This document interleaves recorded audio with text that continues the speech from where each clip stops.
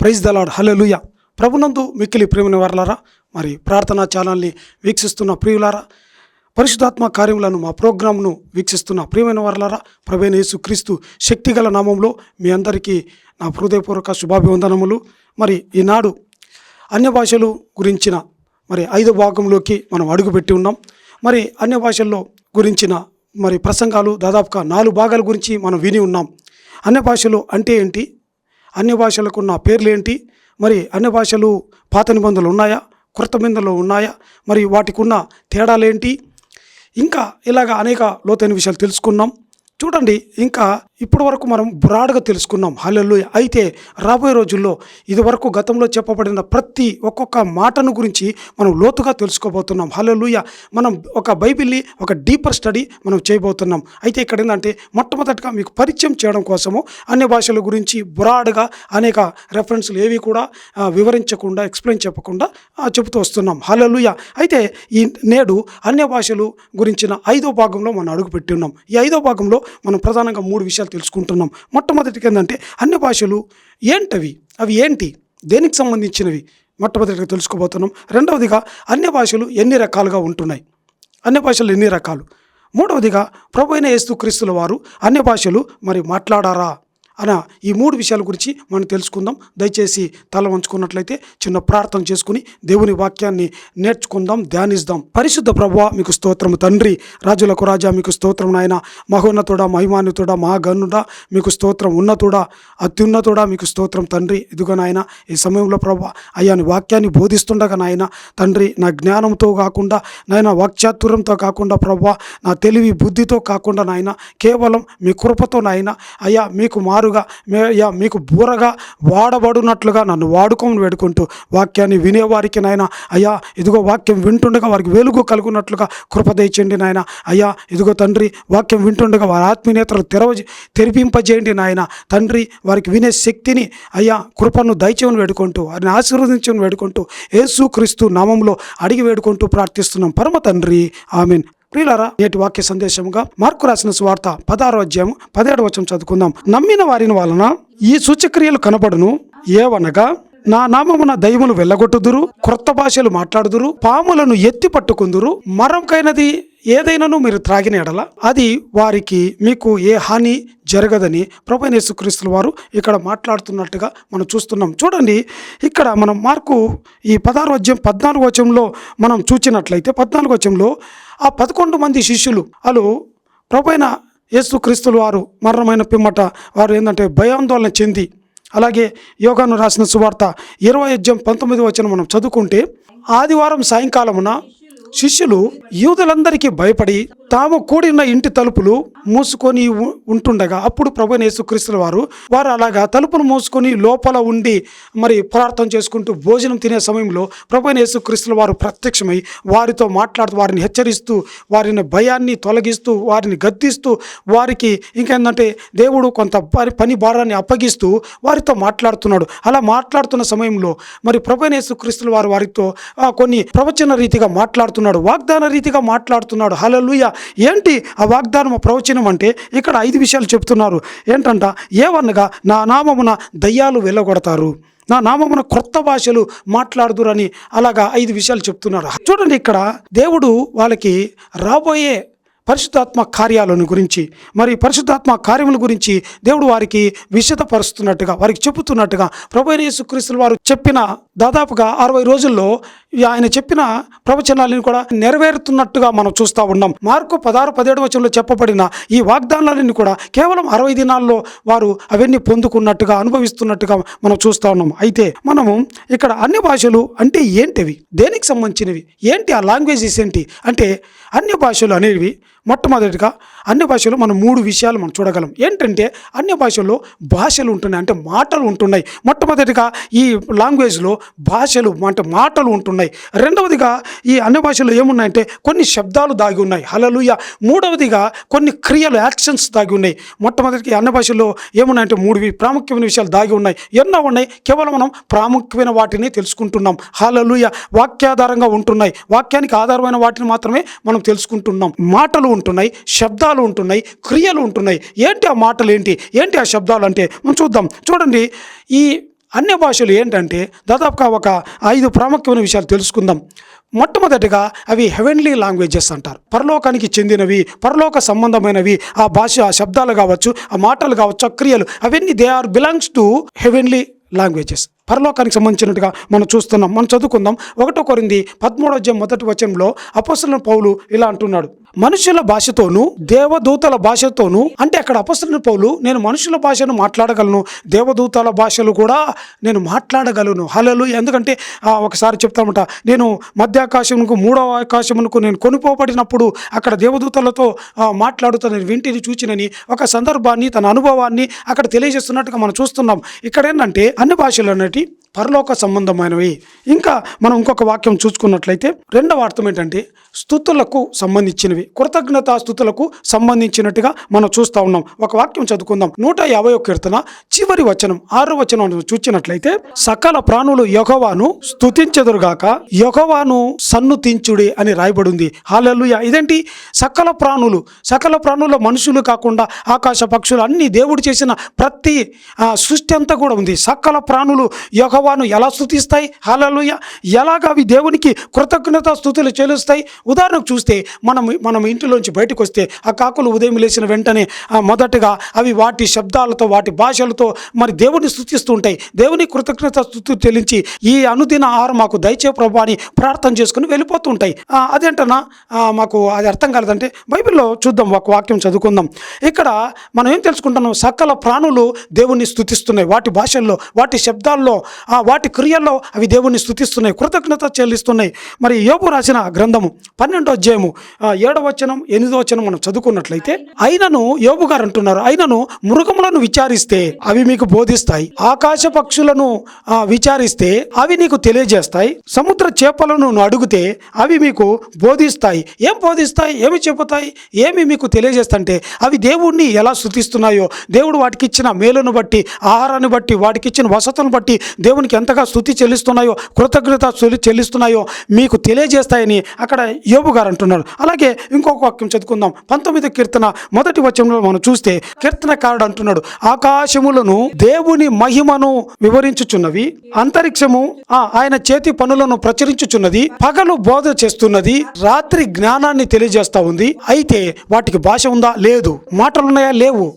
అయితే వాటి స్వరము వినపడడం లేదు. కానీ ఎలాగా దేవుని స్తుతిస్తున్నాయంటే వాటికి అప్పగించిన క్రియలు, అవి కొన్ని యాక్షన్స్ చేయడం ద్వారా దేవుని స్తుతిస్తున్నాయంట. అలాగే ఇంకొక వాక్యం చదువుకుంటే ప్రకటన గ్రంథము 5వ అధ్యాయం 13వ వచనంలో చూస్తే, అంతటా పరలోకమందును భూలోకమందును భూమి కిందను సముద్రములోను ప్రతి సృష్టమును అనగా వాటిలో ఉన్న స్వరమును సింహాసీనుడై ఉన్న వానికి గొర్రెపిల్లకు స్తోత్రమును ఘనతయు మహిమయు ప్రభావమును యుగ యుగములకు కలుగునుగా కానీ వారు స్తుతిస్తున్నారంట. పరలోకంలో అక్కడ వారు చూసినట్లయితే 4 కేటగిరీస్, 4 చోట్ల నుంచి ఏంటంటే పరలోకంలోని కేటగిరీ అనుకుందాం. తర్వాత భూమి తర్వాత భూమి కింద ఉన్నటువంటి సముద్రం కింద ఉన్న పాతాళము, ఇలాగా 4 చోట్ల ఉన్నటువంటి దేవుడు సృష్టించిన సృష్టి అన్ని కూడా, ప్రతి సృష్టి కూడా దేవుని స్తుతిస్తున్నాయంట. దేవుని కృతజ్ఞతా స్తుతులు చెల్లిస్తున్నట్టుగా మనం చూస్తున్నాం. హల్లెలూయా. అయితే మానవులైన మనము దేవుణ్ణి మనం సరిగా స్తుతులు చెల్లించలేకుండా ఉంటున్నాం, కృతజ్ఞతా స్తుతులు చెల్లించలేకపోతున్నాం. అదేంటన్నా మేము మాట్లాడే మా ప్రార్థనలో, మేము మాట్లాడే మా భాషల్లో దేవుని మేము స్తుతిస్తున్నాం కదా, మేము కృతజ్ఞతా స్తుతులు చెల్లిస్తున్నాం కదా అంటే హల్లెలూయా. నో. మనము దేవుడు మనకెన్నో మేలు చేసేటప్పుడు మనం వాటి కొన్ని మర్చిపోతూ ఉంటాం, తెలియకనే మనం గుర్తించుకునే మనం మర్చిపోతూ ఉంటాం. హల్లెలూయా. ఉదాహరణకి ఒక విషయం మీకు చెబుతాను చూడండి.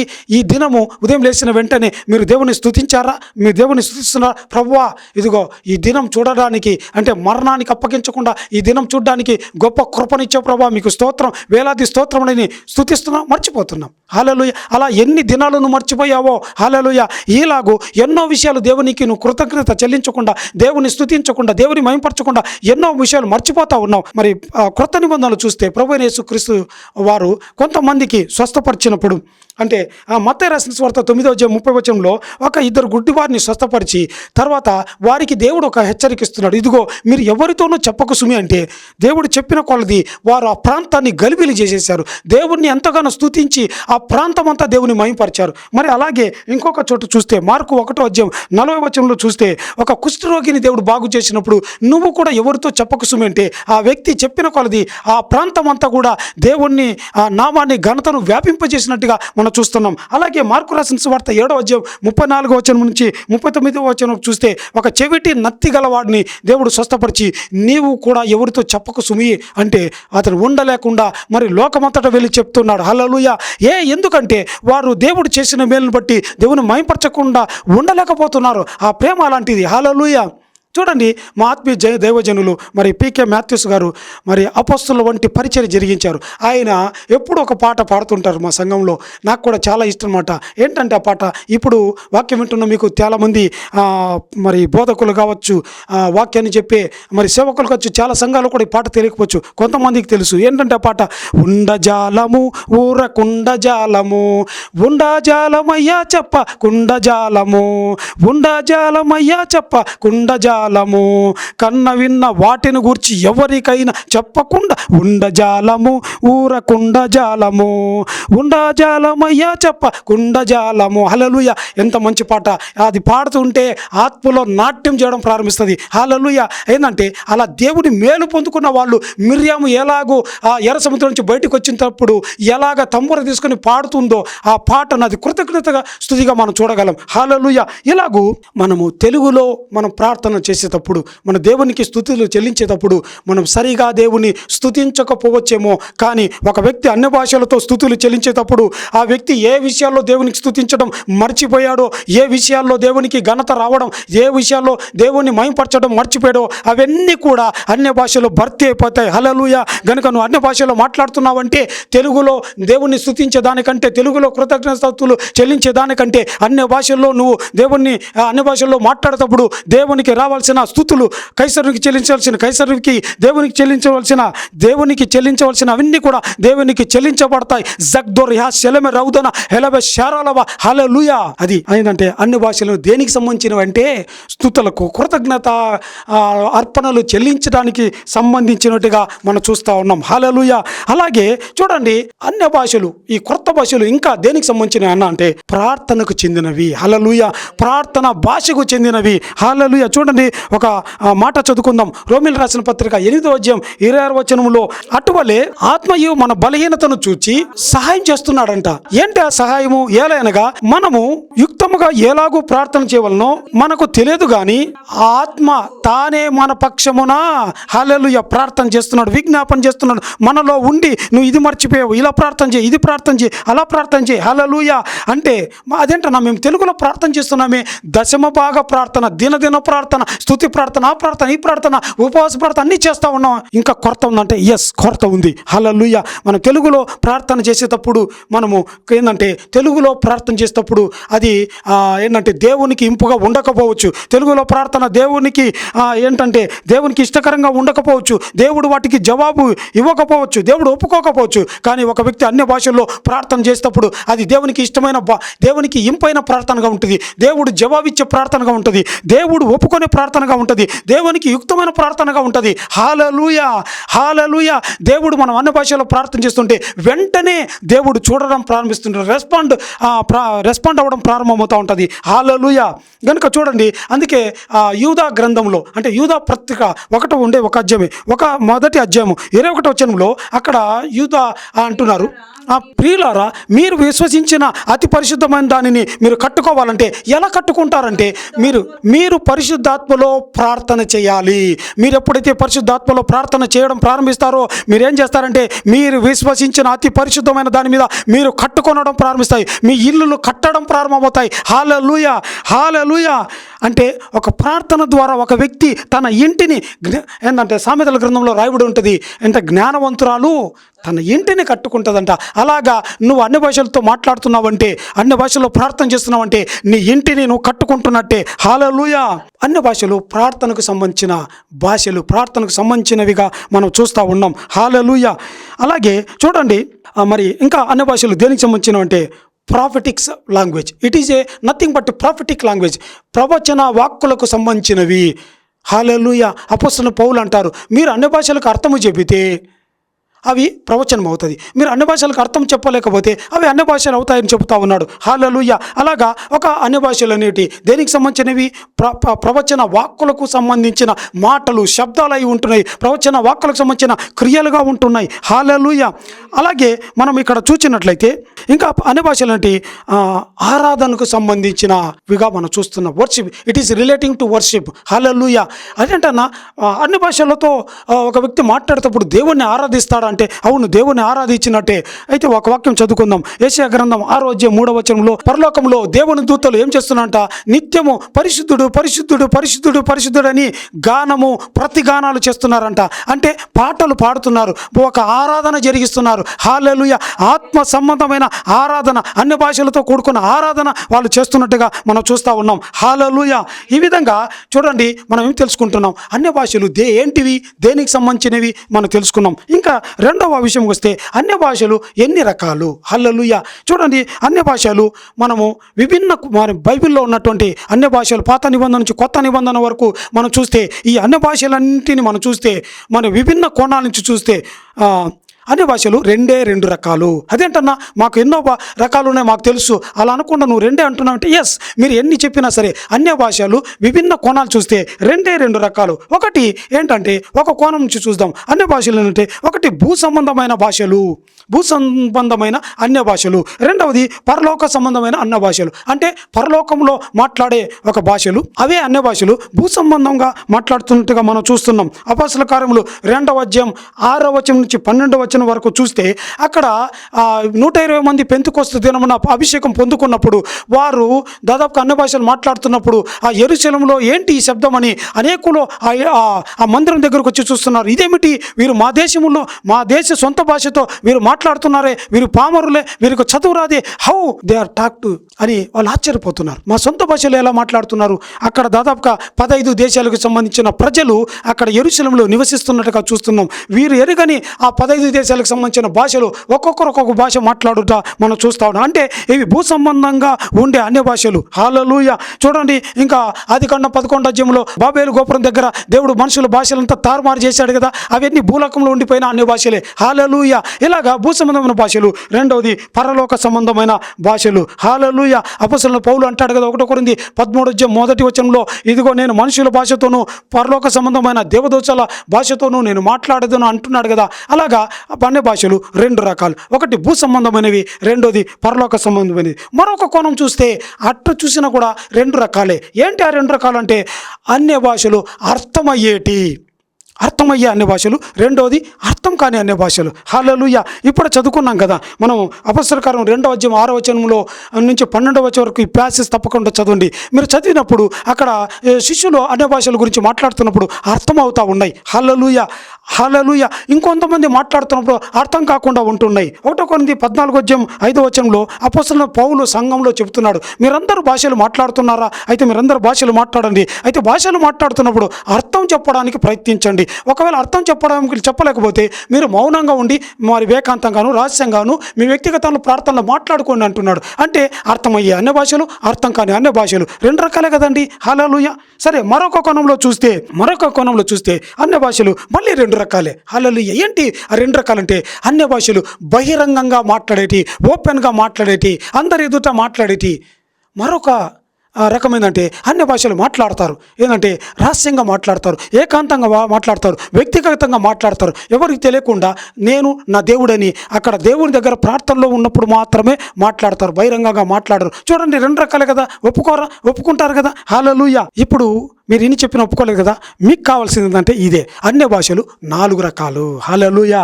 అన్య భాషలు 4 రకాలు. ఏంటి అన్య భాషలు 4 రకాలంటే, మొట్టమొదటిగా దేవుని భాష. హల్లెలూయా. దేవుడు మాట్లాడే భాష. మొట్టమొదటిగా ఏంటంటే దేవుని భాష. చూడండి, మనం దేవుని భాష ఎక్కడి నుంచి ఉందో ఆదికాండం 1 దేవుడు 3 దేవుడు మాట్లాడుతూ ఉన్నాడు. ఇదిగో ఆయన ఒక మాటను రిలీజ్ చేస్తున్నాడు, ఒక మాటను రిలీజ్ చేస్తున్నాడు. వెలుగు కలుగునుగాక అని మాటను రిలీజ్ చేస్తుంటే అక్కడ వెలుగు కలుగుతూ ఉంది. హల్లెలూయా. అది దేవుని భాష, అది దేవుని భాషగా మనం చూస్తున్నాం. అదే అధ్యాయంలో 1:26 చూస్తే దేవుడు చూడండి త్రిత్వమును అక్కడ రాయబడి ఉంది. త్రియేక దేవులు, తండ్రి, కుమార, పరిశుద్ధాత్మ దేవులు, వారు ఒకరితో ఒకరు మాట్లాడుకుంటున్నారు. ఇదిగో మనము మన పోలిక చొప్పున నరులను చేసేదము, మన స్వరూపము చొప్పున నరులను చేయదమని రాయబడింది. నా బైబిల్ అయితే అలా రాయబడింది. మీ బైబిల్లో ఏమైనా నా పోలిక చొప్పున నరులను చేస్తాను, నా స్వరూపము చొప్పున నరులను చేస్తానని రాయబడిందా? నా అని రాయబడలేదు. హియర్ ఏంటంటే ప్లూరల్ సెన్స్ రాయబడి ఉంది. మన పోలిక చొప్పున, మన స్వరూపము చొప్పున. అంటే అక్కడ ముగ్గురు మాట్లాడుకుంటున్నారు. వారు మాట్లాడుకునే భాష దైవ భాష. హల్లెలూయా, హల్లెలూయా. ఇంకోటి చూడండి, ఆదికాండం 11:7 ఇక్కడ మళ్ళీ ఈ ముగ్గురే, ఈ త్రిత్వమే మాట్లాడుకుంటుంది. గనుక మనం దిగిపోయి ఆ బాబేలు గోపురం కడుతున్న లక్షల మంది ఆ ప్రజల మనసు వారు కట్టకుండా, వారి భాషను ఒకరికొకరి అర్థం కాకుండా తారుమారు చేసేదము, రండి మనం పోదామని వస్తున్నారు కదా. ఏంటి, మనము దిగిపోదాము రండి, మళ్ళీ కూడా ప్లూరల్ సెన్స్ మనం చూస్తూ ఉన్నాం. హల్లెలూయా. మనం అంటున్నాం, చేద్దాము అంటున్నారు, తర్వాత రండి అంటున్నారు. మూడు కూడా ప్లూరల్ సెన్సే కదండి ఆ మాటలో. హల్లెలూయా, హల్లెలూయా. ఇంకోటి 1 కొరింథీ 14:2 భాషతో మాట్లాడేవాడు దేవునితో మాట్లాడుతున్నాడు. అంతే, దేవుని భాష ఉపయోగిస్తున్నట్టుగా మనం చూస్తున్నాం. అన్య భాషలు 4 రకాలు. అందులో మొదటిది దేవుని భాష. రెండవది మీకు అర్థమైపోయి ఉంటుంది. రెండవది ఏంటంటే దేవదూతల భాష. హల్లెలూయా. యూదా పత్రిక 1:9 మనం చూసినట్లయితే, అయితే ప్రధాన దూత అయిన మికాయేలు అపవాదితో వాదించుచు మోషే శరీరాన్ని గురించి వాదన వచ్చినప్పుడు ఇక్కడ దేవదూతలు ఇద్దరు మాట్లాడుకుంటున్నారు. ఒక పక్క సాతాను నిలబడి ఉంది, మరో పక్క దేవుని దూతలు ఇద్దరు మాట్లాడుతున్నారు. ఇదిగో ప్రభు మిమ్మల్ని గద్దించునుగా, కానీ దేవదూతలు సాతాను హెచ్చరిస్తున్నట్టుగా మనం చూస్తున్నాం. ఇక్కడ దేవదూతలు మాట్లాడుకుంటా ఉన్నారు. హల్లెలూయా. ఎక్కువగా బైబిల్లో ఆ దేవదూతలు మాట్లాడుకునే సందర్భాలు ఇది తప్ప ఇక్కడ రాయబడలేదు. 105 కీర్తన 20-21 అక్కడ దేవుడు అంటున్నాడు, దేవుని దూతలారా, యెహోవా సైన్యములారా, ఇదిగో మీకు అప్పగించిన పనులను నమ్మకంగా చేస్తూ మీరు దేవుని స్తుతించండి, సన్నతించండి అని రాయబడి ఉంది. హల్లెలూయా. ఇంకా ఎక్కడగా ప్రాముఖ్యంగా రాయబడదు, కానీ దేవదూతల భాషను ఉన్నట్లుగా మనం చూస్తూ ఉన్నాం. అలాగే మూడవదిగా చూస్తే మనుషుల భాష. ఇప్పుడే చదువుకున్నాం కదండి మనం ఆదికాండం 11:7-9 చూస్తే, మరి ఇక్కడ దేవుడు త్రిత్వము, దేవుడు దిగి వచ్చి వారి భాషలు తారుమారు చేసినప్పుడు వారి భాషలు మనుషుల భాషను మాట్లాడుతున్నాం, మనుషులకు సంబంధించిన అన్ని భాషలు మాట్లాడుతున్నాం. ఒకవేళ జమ్ దురాకర జన దిహాంతనర నేను మాట్లాడింది ఒకవేళ పోలాండ్లో మాట్లాడే పాలిష్ భాష అనుకుందాం, నాకు అది రాదు కదండి. అంటే నేను మాట్లాడేది అనే భాషని, అక్కడ వేరే దేశంలో మాట్లాడే భాషని ఇక్కడ నేను నేర్చుకోకుండానే స్పాంటేనియస్గా మాట్లాడుతున్నా కదా. ఇలాగ ఇది మనుషుల భాష. హల్లెలూయా. అంటే మనం మాట్లాడేది తెలుగు కాదు, నేను నేర్చుకునే భాష, మనం మాట్లాడేది, మనం తెలుసుకునేది అన్య భాషల గురించి, మన నేర్చుకున్న భాషల గురించి కాదు. హల్లెలూయా. నాలుగవదిగా ప్రాముఖ్యంగా సాతాను భాష. అదేంటన్నా సాతాను భాష ఉందంటే, అయ్యో సాతానికి రాజ్యం ఉంది, సాతానికి సింహాసనం ఉంది, సాతానికి సైన్యం ఉంది, సాతానికి ఈ లోకమే సాతాను. హల్లెలూయా. సాతాను చూడండి, మీతో అయ్యా క్రైస్తవులారా, విశ్వాసులారా, మీతో ఎల్లప్పుడూ దేవుని వాక్యం మీకు తోడుగా ఉంటుందో లేదో నాకు తెలియదు, దేవుడు మీకు తోడుగా ఉంటాడో నాకు తెలియదు, కానీ ఎల్లప్పుడూ 24/7 మీకు అందుబాటులో ఉండే వ్యక్తి సాతానే. హల్లెలూయా. ఎందుకంటే వాడు మనల్ని ఏ విషయంలో పడకూడదామా, ఎక్కడ మనను వల వేద్దామా, గాలం వేద్దామా, ఉచ్చు వేద్దామని మనతో కూడా ఎల్లప్పుడూ అందుబాటులో ఉంటాడు. కనుక వాడి పనులు చేయడానికి వాడికి సైన్యం ఉంటుందంట. హల్లెలూయా. ఎఫెసీయులకు రాసిన పత్రిక 6:12 అక్కడ ప్రధానులు, అధికారులు, లోకనాథులు, దురాత్మల సమూహం, వీళ్ళంతా ఎవరు, ఎందుకు? ఇక్కడ లోకంలో మనతో ప్రతి క్షణం పోరాడుతున్నారు, మధ్యాకాశంలో పోరాడుతూ ఉన్నారు. మళ్ళీ ఒకవేళ ఇక్కడ జయించి మధ్యాకాశానికి వెళ్ళిన మన ప్రార్థన, అక్కడ మాతో యుద్ధం చేస్తారు. అక్కడి నుంచి ఒకవేళ దేవుని దగ్గరికి వెళ్ళినా కూడా అక్కడ కూడా సాతాను ఫిర్యాదుదారుడై నెపములు మప్పుతున్నట్టుగా మనం చూస్తున్నాం. చూడండి ఎన్ని స్టేజ్లో సాతాను ఉంటున్నాడో. హల్లెలూయా. మరి సాతాను 1 తిమోతి 4:1 అయితే కడవరి దినంలో కొందరు అబద్ధికుల వేషధారణ వల్ల మోసపరచుచు. హల్లెలూయా. చూడండి దయ్యాల బోధ, మనుషులకు దురాత్మలు, సాతాను స్ట్రాటజీ ఏంటంటే, సాతాను నెక్స్ట్ లెవెల్లోకి వెళ్ళిపోయి ఏం చేస్తానంటే వాడు మనుషులు వాడుకుంటా ఉన్నాడు. వాడు మనుషులు వాడుకొని వాడు బోధను ఇక్కడ అంటే క్రైస్తవ సమాజంలోకి ఇంజెక్ట్ చేస్తూ ఉన్నాడు. హల్లెలూయా, హల్లెలూయా. కనుక ఇక్కడ సాతాను భాష, మొత్తం అన్న భాషలు 4 రకాలు. ప్రాముఖ్యంగా దేవుని భాషలు, తర్వాత దేవదూతల భాషలు, మనుషుల భాషలు, సాతాను భాషలుగా చూస్తున్నాం. సరే, ఇంకా చివరిగా ప్రాముఖ్యంగా ప్రభువైన యేసుక్రీస్తుల వారు అన్య భాషలు మాట్లాడారా అంటే, మరి లోకంలో క్రైస్తవ సమాజం ఎంతో నో యేసయ్య అన్య భాషలు మాట్లాడలేదు, ఆయన మాట్లాడనే లేనే లేదు. ఎందుకంటే బైబిల్లో script, there is no script at all. హల్లెలూయా. స్క్రిప్ట్ లేదు కదా అంటారు. యేసయ్యకు 3 రకాల భాషలు తెలుసండి. ఒకటి ఏంటంటే ఆయనకు అరామిక్ భాష తెలుసు, మాతృభాష. అరామిక్ భాషలో ఆయన మాట్లాడుతున్నాడు. చూడండి, తల్లి తక్కుమి చిన్నదానా లే అని మాట్లాడుతూ ఉన్నాడు. ఇంకొక చోట చూస్తే ఏలి లామా సబక్తాని, నా దేవా నా చెయ్యి ఎందుకు విడిచావని ఒక చోట మాట్లాడుతున్నాడు. మరొక చోట ఎఫ్ఫాతా అని, అంటే ఇతను చెవి తెరవబడును కాక అని మాట్లాడుతున్నాడు. ఇవన్నీ కూడా అన్య భాషలు కాదండి. హల్లెలూయా. ఇవి ప్రభువైన యేసుక్రీస్తు వారు అరామిక్ భాషలో మాట్లాడుతున్నది. మరి యేసయ్యకు ఇంకొక భాష తెలుసు, ఏంటంటే హెబ్రీ భాష. లూకా రాసిన సువార్త 4:17-19 చూస్తే, మరి ప్రభువైన యేసుక్రీస్తు వారు తన వంతు వచ్చినప్పుడు యెషయా గ్రంథపు చుట్టను తీసుకొని చదువుతున్నారు కదా, అక్కడ యెషయాను గురించి చదువుతున్నారు కదా. అయితే హెబ్రీ భాషలో ఉన్నటువంటి స్క్రిప్ట్ చదువుతున్నారు. అరామిక్ భాషను మాట్లాడవచ్చు, హెబ్రీ భాషను చదువుతున్నాడు, మాట్లాడుతున్నాడు. అలాగా మూడవ భాష కూడా వచ్చు, ఏంటంటే గ్రీక్ భాష వచ్చు. ఆయన మరి గవర్నర్ అయిన పొంతి పిలాతు ఎదుట నిలబడినప్పుడు గవర్నరు మరి ప్రభువైన యేసుక్రీస్తు వారికి చాలా ర్యాపోర్ట్ జరిగింది. అక్కడ పొంతి పిలాతు ఆయన గ్రీకు దేశస్థుడు, గ్రీకును మాత్రం మాట్లాడగలడు. హల్లెలూయా. అంటే ప్రభువైన యేసుక్రీస్తు వారికి ఈ మూడు భాషలు వచ్చు. ఇంకొకటి ఏంటంటే సిలువలో ఆయనను మరి సిలువలో బంధించినప్పుడు రాశారు కదండి, అక్కడ లాటిన్ భాషలు కూడా రాశారు. హెబ్రీ భాషలోను గ్రీకు భాషలోను లాటిన్ భాషలో రాయబడింది. అంటే దాని గురించి కూడా కొంచెం అవగాహన ఉన్నట్టుగా, ఈ 4 భాషల గురించి అవగాహన ఉన్నట్టుగా మనం తెలుసుకుంటున్నాం. హల్లెలూయా. అయితే యేసయ్య ఎక్కడ వాక్యములో అన్ని భాషలు మాట్లాడినట్టుగా రాయబడలేదు, కానీ యేసయ్య అన్ని భాషలు మాట్లాడారు. హల్లెలూయా. అన్న ఎక్కడన్నా వాక్యం చెప్పున్నా మేము చూస్తామంటే, అంటే వాక్యం ఉంటేనే నమ్ముతావా, వాక్యం లేకపోతే నమ్మలేవా? హల్లెలూయా. మనం ఈ దినం అన్ని భాషలు మాట్లాడుతున్నాం అంటే నాకు రోల్ మోడల్ యేసయ్యే. హల్లెలూయా. యేసయ్య ఒక రోల్ మోడల్. చూడండి, ఆయన పరిశుద్ధాత్మ చేత నింపబడలేదా? పరిశుద్ధాత్మ చేత నింపబడిన తర్వాత పరిశుద్ధ అభిషేకం పొందుకోలేదా? దర్శనాలు పొందలేదా? స్వరం వినలేదా? చనిపోయే వారిని బ్రతికించే వరం పొందుకోలేదా? నీటి మీద నడిచే బైబిల్లో ఎవ్వరు కూడా, ఏ వ్యక్తి కూడా నడవలేదు. మరి ప్రభువైన యేసుక్రీస్తు వారు నడవలేదా? దేవదూతలతో మాట్లాడలేదా? హల్లెలూయా. అన్ని భాషలు కూడా మాట్లాడుతూ ఉన్నారు. ఆయన వ్యక్తిగత ప్రార్థనలో ఇందాక మన అన్ని భాషలు 2 రకాలు ఎందుకు చెప్పామంటే, అన్ని భాషలు బహిరంగంగా మాట్లాడేవి, ఆయన ఎక్కడ కూడా బహిరంగంగా మాట్లాడలేదు. నాట్ స్క్రిప్టెడ్, అంటే ఇక్కడ పరిశుద్ధ గ్రంథంలో రాయబడలేదు, స్క్రిప్ట్ చేయబడలేదు. హల్లెలూయా. మరి లేనంత మాత్రాన యేసయ్య అన్ని భాషలు మాట్లాడలేదంటే అన్ని భాషలు మాట్లాడరు. రోమిలు రాసిన పత్రిక 8:26 చూస్తే, అక్కడ యేసయ్య ఎంతగానో గెస్సమనే తోటలో ఎంతగానో మరి మూలుగులతో ఉచ్చరింపు శక్యము కానీ కన్నీటి ప్రార్థన చేస్తున్నాడు. అలాంటి ప్రార్థన అది అన్య భాషలతో చేసే ప్రార్థన. హల్లెలూయా. తర్వాత దేవదూత అతన్ని యేసయ్యను బలపరచడానికి వచ్చినప్పుడు అక్కడ దేవదూత మాట్లాడుతున్నాడు, కొన్ని రహస్యాలు చెప్తున్నాడు. నీకు ఇష్టమైతే, నీ చిత్తమైతే గిన్నెన నా నుంచి తీసివేయంటే, దేవదూత నో ఇటీ అని కొన్ని విషయాలు, మరుగైన విషయాలు అక్కడ దేవదూత చెబుతున్నట్టుగా అక్కడ వాళ్ళ పరస్పర ర్యాపోర్ట్ సంభాషణ అంతా కూడా అన్య భాషలతో ఉన్నట్టుగా మనం చూడగలం. హల్లెలూయా. ఈ విధంగా చూడండి, వాక్యములో రాయబడలేదు, ఒప్పుకుంటా, కానీ యేసయ్య అన్య భాషల్లో ప్రార్థన చేశారు, అన్య భాషల్లో దేవుని స్తుతించారు, అన్య భాషలు ఆరాధించారు. అంతా కూడా వ్యక్తిగతంగానే, బహిరంగంగా కాదు. హల్లెలూయా. చూడండి, చివరిగా మనం ఏం తెలుసుకుంటామంటే, ఈ దినం నువ్వు అన్య భాషలు నీకు రావాలంటే, అన్య భాషలు నువ్వు పొందుకోవాలంటే, హల్లెలూయా, నువ్వు ఏం చేయాలా అంటే, అన్న నేనేం చేయాలంటే, నువ్వు అన్ని భాషలు నీకు రావాలంటే నువ్వు యేసయ్యకు దగ్గరగా వచ్చేటప్పుడు ఎంత దగ్గరగా వస్తావో, హల్లెలూయా, నీ లోక పనులన్నిటిని విడిచిపెట్టి, నీకు లోక సమస్యలన్నీ విడిచిపెట్టి నువ్వు యేసయ్యకు ఎంత దగ్గరగా వస్తావో, మరి అలాగా యేసయ్య దగ్గర కూర్చున్నప్పుడు నీకు ఆటోమేటిక్గా పరిశుద్ధాత్మ వరాలని నీకు ఆపరేట్ అవ్వడం ప్రారంభమవుతాయి. పరిశుద్ధాత్మ వరాలు పొందుకుంటావు. హల్లెలూయా. దేవుడిచ్చిన వాక్య భాగం దీవించను కాక. Praise the lord.